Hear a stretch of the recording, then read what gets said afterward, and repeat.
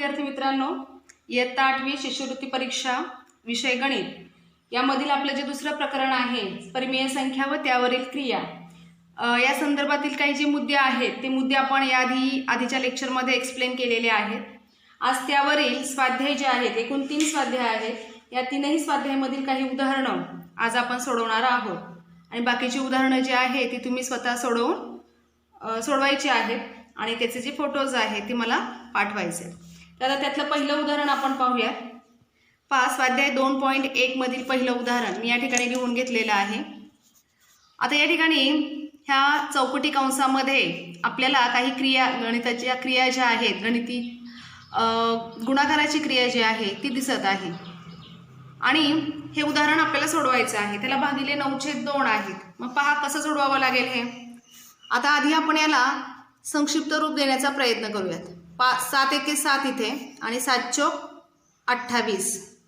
ठीक आहे, 4चा भाग गेलेला आहे. इथे पहा 5 एके 5, 5 त्रिक 15. ठीक आहे, मग आपल्याला इथे काय मिळाले पहा, 4/3 गुणिले 9/8 गुणिले 3 भागिले काय आहे 9/2 आहे. आता इथे परत भाग जातो पहा, 3 एके 3, 3 त्रिक 9, 4 एके 4, 4 दुने 8. आपल्याला काय मिळत आहेत पहा, इथे 3 त्रिक 3 गुणिले 3 म्हणजे समजा इथे आपण असं लिहून घेऊया, 3/2 गुणिले 3 या चौकटी कंसामध्ये भागिले 9/2.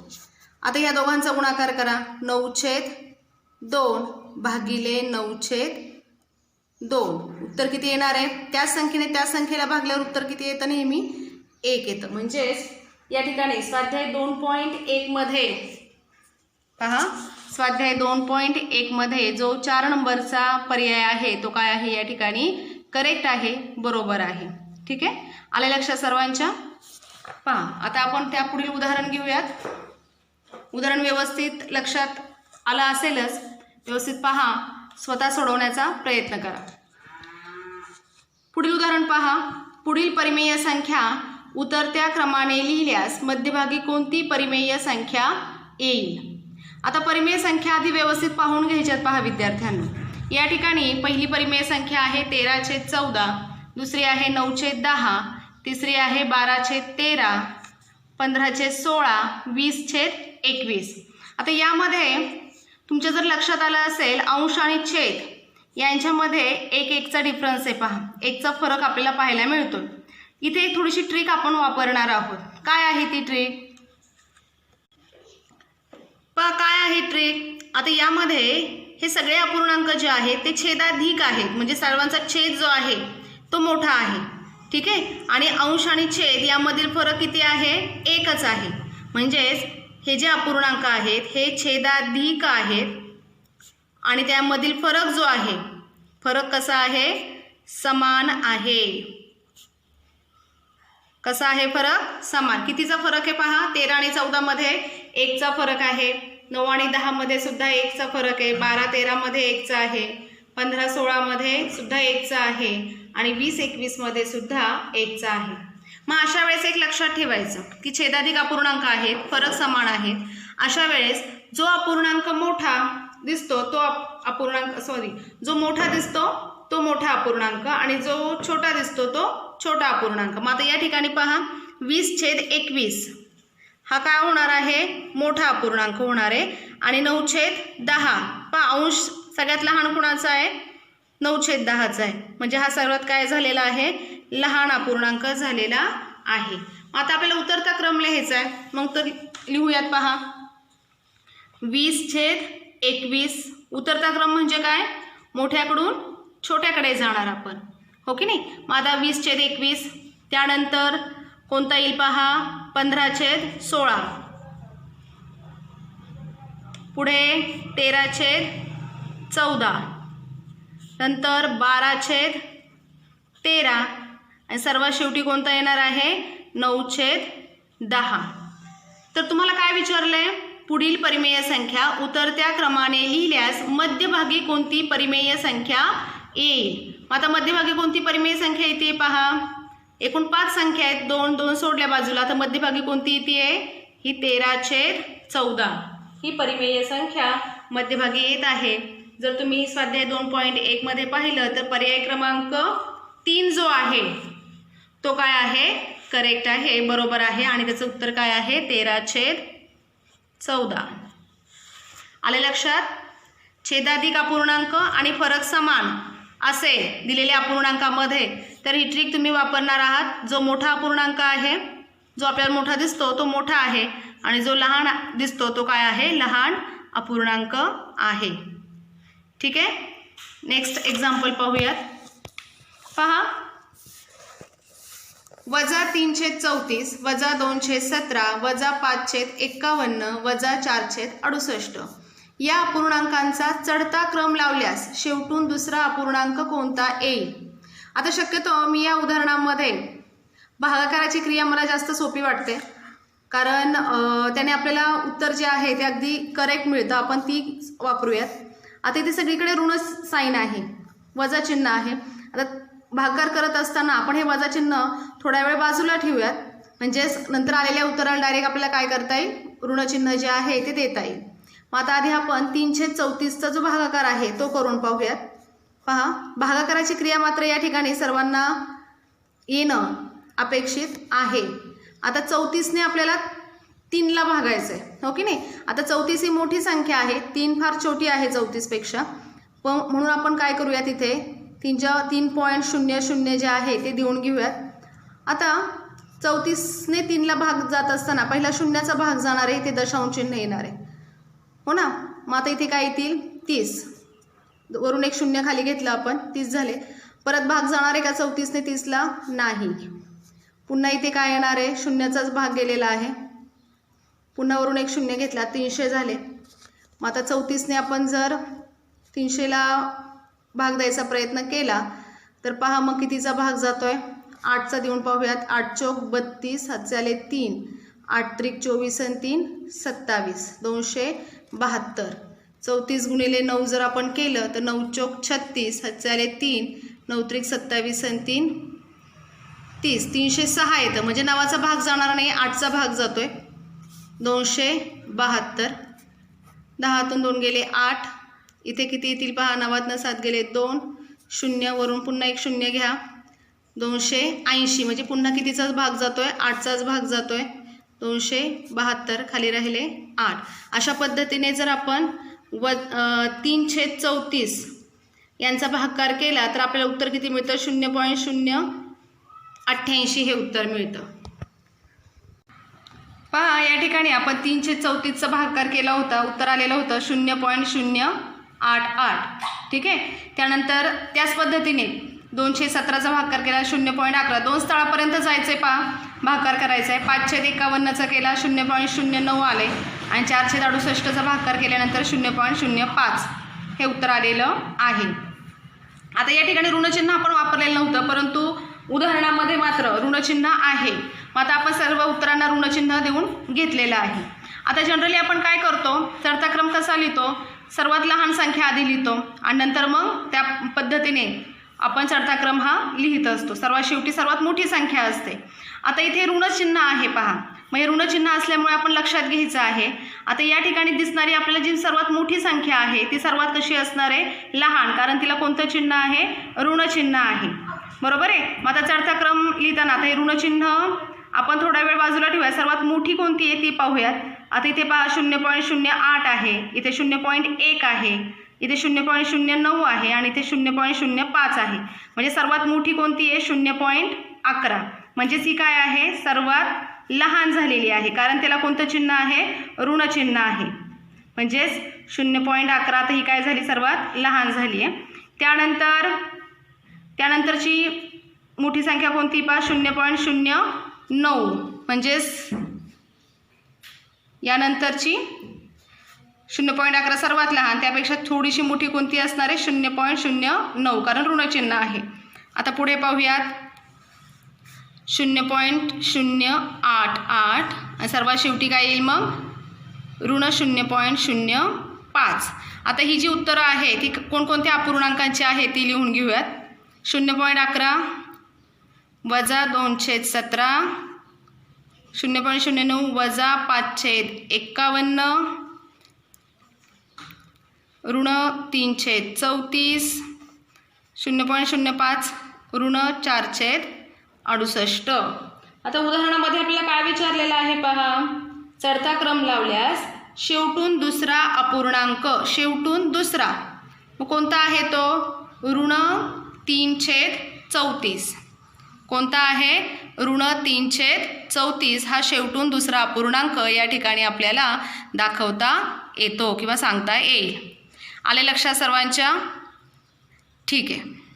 चौथं उदाहरण काय आहे, 2/5, 4/9, 9/19, 6/13 या ज्या परिमेय संख्या आहे त्यांचा उतरता क्रम लावल्यास शेवटून दुसऱ्या अपूर्णांकाचा वर्ग किती. आता या ठिकाणी 2/5 तुम्हाला मी म्हटलं त्या पद्धतीने आपण काय करूयात, भागाकाराच्या क्रिया जर तुम्ही केल्यात तर हे उदाहरण आपल्याला सोडवणं जास्त पटकन सोपं जातं. पहा, शून्याचा भाग जातो, नंतर आपण शून्य घेतला, 5×20 हे पूर्ण भाग गेलेला आहे. उत्तर किती आलेले आहे, 0.40.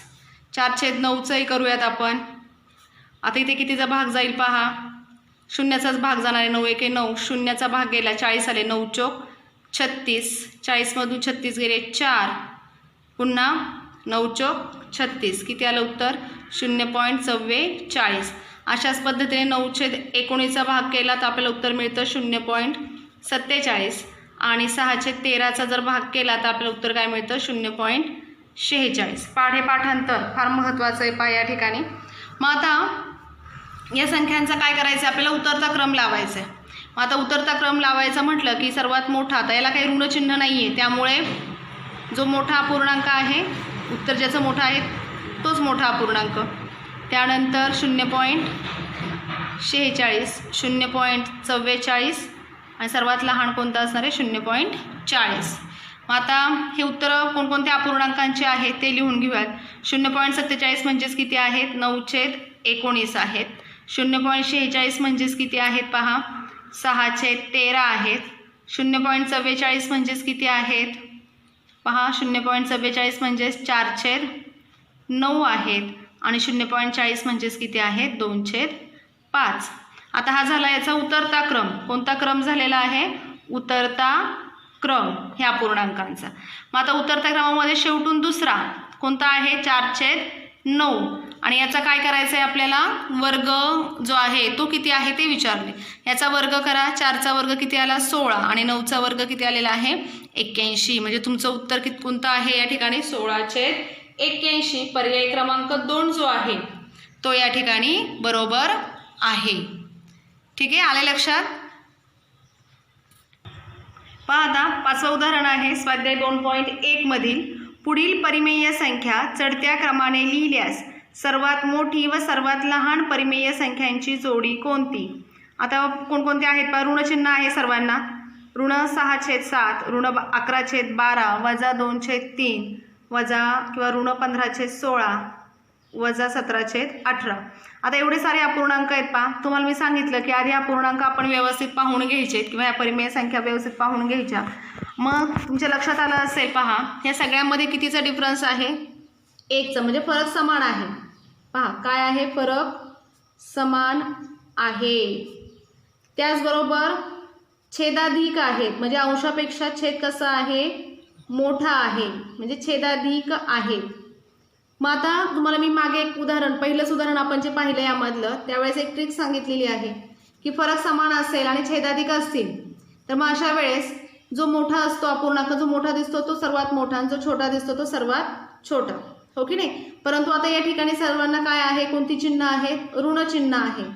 कोणती चिन्ह आहेत, ऋणचिन्ह आहे. मग आता ऋणचिन्ह असल्यामुळे काय होणार आहे, जो सर्वात लहान आहे ना तो सर्वात कसा असणार आहे, मोठा असणार आहे, आणि जो सर्वात मोठा आहे तो कसा असेल, सर्वात लहान असणार आहे. मग आता या ठिकाणी सर्वात मोठा कोणता दिसतो आपल्याला, 17/18 हा मोठा दिसतो, परंतु ऋणचिन्ह असल्यामुळे तो सर्वात कसा झालेला आहे, लहान. कसा असणार आहे तो, सर्वात लहान, कारण ऋणचिन्ह आहे. त्याचबरोबर आता सर्वात लहान कोणता दिसतो आपल्याला, जर चिन्ह नाही आहे, असा ऋणचिन्ह नाही आहे आपण विचार केला तर तो आहे 2/3, परंतु ऋणचिन्ह असल्यामुळे तो काय झालेला आहे, सर्वात मोठा झालेला आहे. मग सर्वात लहान आणि सर्वात मोठा याची जोडी तुम्हाला विचारली आहे, मग ती काय असणार आहे, वजा 17/18 वजा 2/3 ही जोडी आहे.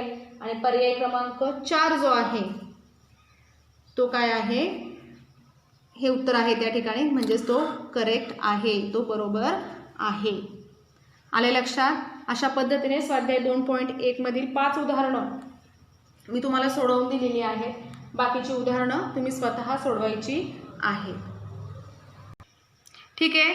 स्वाध्याय 2.2 मधील काही उदाहरणं पाहूयात. पहा, पहिलं उदाहरण आहे 7/-9 वजा 11/3 वजा 4/-13 वजा 2/5 या संख्यांमधील धनपरिमेय संख्या कोणती? आता पहा, सर्व अपूर्णांकाला आपल्याला ऋणचिन्ह दिसत आहे, परंतु एक असा अपूर्णांक आहे की ज्याच्या अंशाला पण आहे आणि छेदाला पण ऋणचिन्ह आहे, म्हणजेच तो कसा आहे, धन आहे. हो की नाही?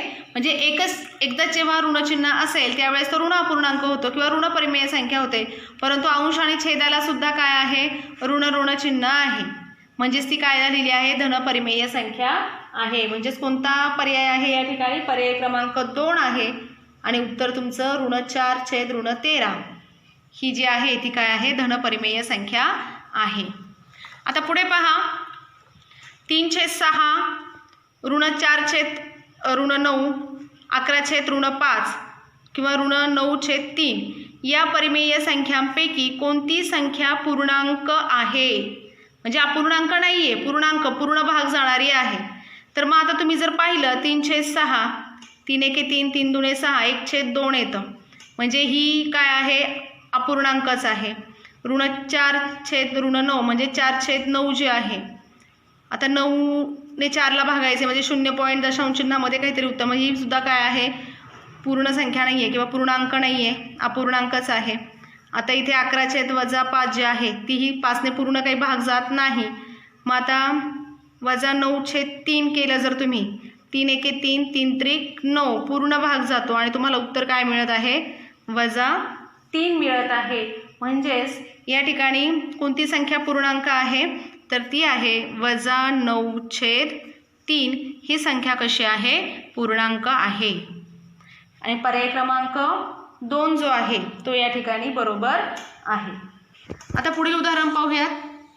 22/3 या परिमेय संख्येचा लगतचा मोठा पूर्णांक येण्यासाठी त्यात पुढीलपैकी कोणती संख्या मिळवावी? लगतचा मोठा पूर्णांक येण्यासाठी, अपूर्णांक नाही, कोणता, पूर्णांक. पूर्णांक कधी येतो, जर पूर्ण भाग जात असेल तर त्यावेळेस पूर्णांक येतो. आता 22/3 आहे, 22/3 मग पहिला पर्याय आहे 2/3, छेद समान आहे, हो की नाही? 2/3 जर तुम्ही या ठिकाणी मिळवले तर 22 अधिक 2 किती होणार आहेत, 24 होणार आहे, भागिले 3 व 3ने पूर्ण भाग जातो, 3×8 24. म्हणजे या ठिकाणी पहिल्या पर्यायामध्येच आपल्याला काय मिळालेलं आहे, आपलं जे उत्तर आहे ते मिळालेलं आहे, पूर्णांक भागाकार या ठिकाणी आपल्याला मिळालेला आहे. म्हणजेच तुमचा पर्याय क्रमांक 1 जो आहे तो या ठिकाणी बरोबर आहे, 2/3. पुढे जर तुम्ही केलं तर तुमच्या लक्षात येईल की आपल्याला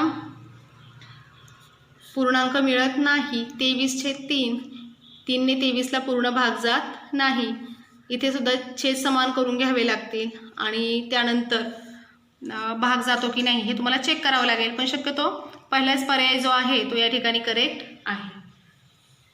आता पुढे चौथं उदाहरण पाहूयात. 3/4 ऋण6/8 आणि 9/11 या परिमेय संख्या चढत्या क्रमाने लिहिल्यास पुढीलपैकी कोणता पर्याय योग्य आहे? आता तुम्ही इथं जर लक्षात घेतलं तर एका परिमेय संख्येला ऋणचिन्ह आहे, हो की नाही? आता एका परिमेय संख्येला ऋणचिन्ह असल्यामुळे ती सर्वात कशी झालेली आहे, लहान. म्हणजे सर्वात आधी नंबर कुणाचा लागणार आहे, ह्या संख्येचा. चढता क्रम आहे ना, चढत्या क्रमाला आपण काय करतो, सर्वात लहान संख्या आधी लिहितो.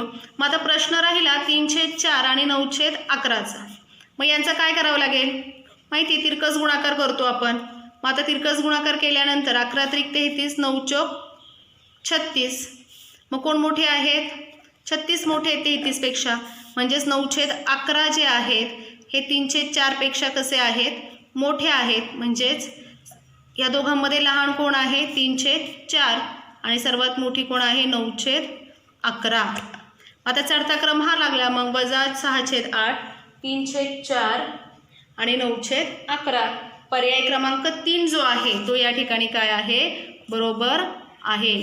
तुम्ही हे उदाहरण सोडवत असताना तुमचे पुस्तक जे आहे ते समोर घेऊन बसायचे किंवा हा व्हिडिओ पाहत असताना, म्हणजे तुमच्या लक्षात येईल पर्याय क्रमांक 3 जो आहे तो या ठिकाणी करेक्ट आहे.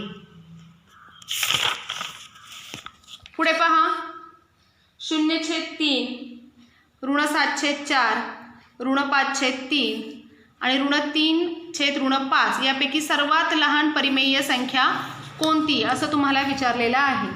आता 0/3 म्हणजेच काय आहे, 0 आहे, हो की नाही. त्यानंतर ऋण 7/4, ऋण 5/3 आणि ऋण 3/5. आता ऋण 3 आणि ऋण 5 ही धनपरिमेय संख्या झाली.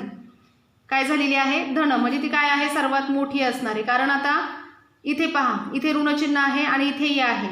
ऋणचिन्हापेक्षा धन संख्या ज्या आहेत किंवा ऋण संख्यापेक्षा धनसंख्या मोठ्या असतात हे आपल्याला माहिती आहे. मग आता 3/5 जे आहे. त्यानंतर आता प्रश्न राहिला ऋण 7/4 आणि ऋण 5/3 यामध्ये लहान आणि मोठी कोणती हे पाहण्याचा. मग 7 किती, 21, 4 20, या दोघांनाही ऋणचिन्ह गेलं. मग कोण मोठे असणार आहे त्यामध्ये, ऋण 21 आणि ऋण 20 मध्ये जो छोटा असतो तो काय असतो, मोठा असतो, हो की नाही. म्हणजेच वजा 7/4 जे आहे ते लहान आहेत ऋण 5/3 पेक्षा. मग आता तुम्हाला काय करायचं, या ठिकाणी सर्वात लहान परिमेय संख्या विचारली आहे. मग तुम्ही विचार कराल की अरे 0/3 आहे, याचं उत्तर 0 येतं, म्हणजे 0 सर्वात लहान परिमेय संख्या आहे असं आपण लगेच म्हणून मोकळे होणार. पण तसं नाही आहे, कारण ऋण संख्या ज्या आहे त्या शून्यापेक्षाही कशा असतात, लहान असतात. हे तुम्ही या ठिकाणी लक्षात ठेवायचं आहे. आणि मग ह्या दोघांमध्ये कोण लहान आहे, सर्वात पहा ऋण 7/4 हा जो अपूर्णांक आहे हा काय असणार आहे, सर्वात लहान अपूर्णांक असणार आहे. कोणता अपूर्णांक सर्वात लहान आहे, ऋण 7/4. आले का लक्षात तुमच्या सर्वांच्या. 0/3 म्हणजे 0, ऋण 7/4, ऋण 5/3 आणि ऋण 3/5. आता ऋण 3/5 हा जो अपूर्णांक आहे हा धन आहे, हा 0 आहे आणि ह्या दोन ऋण संख्या आहेत. म्हणजेच हे दोन मोठे झाले आता आणि हे दोन ऋण जे आहेत यामध्ये तुम्हाला लहान मोठं ठरवायचं आहे. मग हे आपण अशा पद्धतीने ठरवलं. तिरकस गुणाकार केला पहा या ठिकाणी, वजा 7 आणि 3चा गुणाकार केला तो वजा 21 येतो. 4 आणि वजा 5चा गुणाकार केला तर वजा 20 येतो. मग ऋण चिन्ह असताना जो अपूर्णांक किंवा जे उत्तर मोठं असतं ते काय असतं, लहान, कारण ऋणचिन्ह आहे. म्हणजेच ऋण 7/4 हा अपूर्णांक ऋण 5/3 पेक्षा कसा आहे, लहान आहे. म्हणजेच तो सर्वात लहान आहे, ऋण 7/4. ठीक आहे. अशा पद्धतीने आपण स्वाध्याय 2.2 मध्ये सुद्धा ही 5 उदाहरणं जी आहेत ही सोडवलेली आहे. स्वाध्याय 2.3 मध्ये 4च उदाहरणं आहेत. अशा पद्धतीने तुम्ही काय करायचं आहे, आता घरी स्वाध्याय 2.1, स्वाध्याय 2.2 आणि स्वाध्याय 2.3 जो आहे तो सोडवायचा आहे. तुम्हाला जर काही शंका असेल तर मला विचारायचं आहे. याआधी मला वाटतं एका विद्यार्थ्याने मला विचारलेली होती आणि त्याला त्याचं मी उत्तरही सांगितलेलं आहे. तुम्ही स्वतः अभ्यास करणं, सेल्फ स्टडी करणं फार महत्त्वाचं आहे. तुम्हाला काहीही शंका असू द्या, तुम्ही मला ती विचारा आणि ही उदाहरणं जी आहे तुम्ही स्वतः सोडवा, म्हणजे तुम्हाला ती जास्तीत जास्त चांगल्या पद्धतीने समजतील. आले लक्षात? ठीक आहे. थँक्यू.